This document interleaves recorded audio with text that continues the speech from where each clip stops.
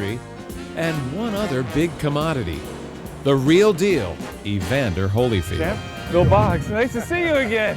Evander Holyfield is a legendary heavyweight world champion boxer who ruled the 90s and became the richest man in the history of the sport.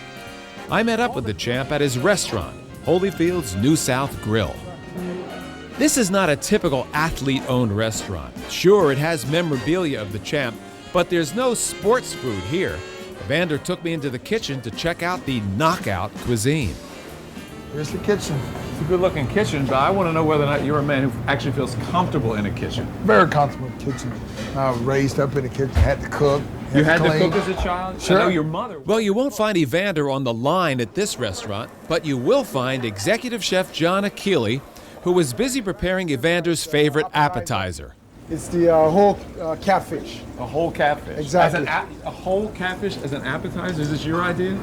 Well, you know, that's what it takes for appetizing for a guy my size. Yeah. The catfish is partially filleted prior to cooking, but Chef Achille says the secret to a crispy fish is the flour.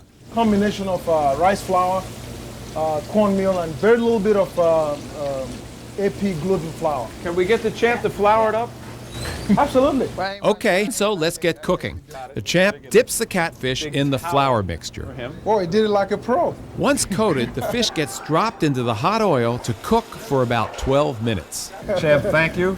I'm still holding the watch. Let's go check out some appetizers. You're going to have that as your appetizer. Have you ever wondered how much food it takes to fill a heavyweight champion? A lot. We found out when we had a corner table lunch with Evander Holyfield at his restaurant in Atlanta. Well, Evander Holyfield, that's one of the largest appetizers I've ever seen. That's a regular menu item, and it looks wonderful. And it's great. And I've got the smoked chicken slaw, which I've been sampling, and it's really good. I know you enjoy good food, but I've heard that you're a major, look at this smile, a major junk food fan, right? That you love a Whopper and a cheeseburger. But you know, The truth now. it's not junk food. Let's say King, fast food. Yeah, I like fast food. I love Burger King. And it fits me. You know, I kind of fit. I believe the best hamburger, you go to Burger King. I just feel that. That's the best for you? Because I heard a story that you were in the Four Seasons Hotel in Toronto negotiating the first Mike Tyson fight contract, and everybody wanted to go out, and of course you're in a great hotel, but you chose to walk down the street to go to Burger King, right? Yeah, I'm a Burger King man. You know, I tell them I'm a king, and so I eat at Burger King. Well, Evander might like a Whopper every now and then, but this meal was not exactly fast food. For our entrees, it was a strip steak for Evander. Steak, and you like the chef to cut it up in little pieces for you, right? I like it diced so I don't have to waste that much time. Don't waste it. And back in the kitchen, Chef Achille was busy preparing my dish, pork tenderloin in a potato crust with a cola lime glaze. First, he wraps pork tenderloin in spaghetti-like strips of potato. Next, he sautés the tenderloin in oil and begins to make the cola lime glaze. In Atlanta, we feel like if you do a dish that does not include something that has to do with Coca-Cola, you're not a native Atlanta. In a pan heating with oil, he sweats shallots and fresh garlic. Then he deglazes with the special ingredient. Next, he adds lime juice, lime zest, fresh thyme, peppercorns, a bay leaf, and veal stock. He lets the sauce simmer and reduce, then he strains it. Chef Achille serves the dish with pear chutney. And here you have Bill's dish, pork tenderloin and potato crisp with Coca-Cola lime glaze. Back at the table, Evander talked about eating while in training. Everybody has this picture of Rocky, you know, from the movie Rocky, breaking the eggs in the morning, milk and honey, drinking it. Did you ever do that? Yes, I did. Really? Yes, I did. Everything that I've seen Rocky do, I did. And because, you know, it didn't make no difference whether it's good or what.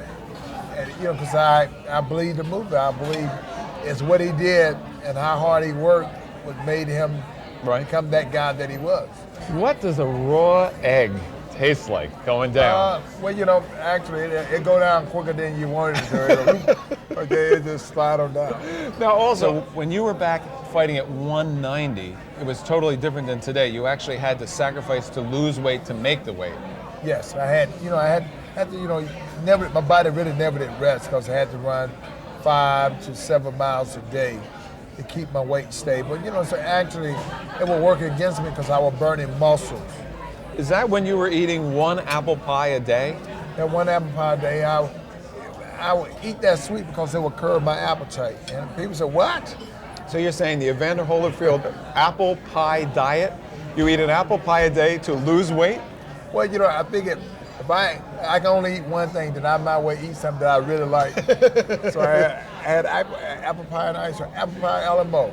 For dessert, it was a mixed berry cobbler for the champ and a sweet potato creme brulee for me. So we're ending on a wonderful note here. I can't let a meal with Evander Holyfield go by without asking you about your ear. There was an international incident, the Tyson fight. He bit off part of your ear. My question is this. When you woke up the next morning and you went into the bathroom and you turned the light on in the mirror and you looked at what went through your mind? It didn't bother me. It really didn't bother me because Seriously? It made so much noise about it, it became funny instantly. You know, just everybody see me and they go, And they want to see that ear. yeah. Right. So It wasn't like, wait a second, what happened? I can't this. So you just kind of accepted it, huh? The doctor did a great job when he put the stitches in there, and it made it look like it was just like kind of like Dr. Spock a little bit. That's fine. Now, talking about Star Trek and the future, you plan to live to be 100 years old. This is your plan. Well, 120. That's your vision for yourself? Well, yeah, I believe that 120 years. You're capable. You believe you personally are capable of surviving to about 120? Yeah, I'm telling my friends, write down the things they want me to tell their great-great-grandkids. Evander Holyfield currently holds the record for making the most money in the history of boxing. But long before he was a rich man, Evander made a promise to his mother. Well, it felt good because, you know, as a kid, I told my mother I was going to buy a house, and we stayed in a project all them years. And when you turn 21, you do something real well, you have a choice: buy yourself something or buy your mother. So I chose to buy my mother a house, and somebody asked me. I said, I can always go back home. Like that. So, you know, investing into what you know that is truth. You know, they said, you know, behind every good man is a good woman. And, you know, my mother was that woman. What are the 3 things that your mother told you that have stayed with you to this day? The 3 principles. But the 3 most important things that my mother told me is if you listen, follow directions, and don't quit, you'll be successful. To the fans, to the people, peace, joy, and happiness.